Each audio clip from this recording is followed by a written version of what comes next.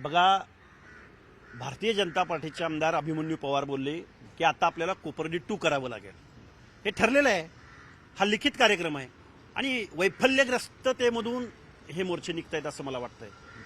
कैलासवासी संतोष देशमुख यांच्या मारेकऱ्यांना शिक्षा झाली पाहिजे, यामध्ये कुणाचंही दुमत नाही. मी तो म्हणतो फाशी झाली पाहिजे.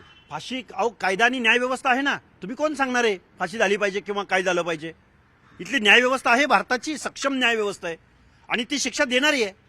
तुम्ही न्यायव्यवस्थेवर प्रश्नचिन्ह उपस्थित करताय का? पण ती मारण्याची पद्धत क्रूर होती, त्यामुळे समाज संतापलेला आहे, म्हणून त्यांना फाशी. न्यायव्यवस्था भावना समजू शकतो ना, पण मोर्चे तुम्ही प्रत्येक जिल्ह्याच्या ठिकाणी तुम्ही कधी मुसलमानांच्या विरोधामध्ये मोर्चे काढले? या महाराष्ट्रात आंदोलनं केली, दंगली केल्या.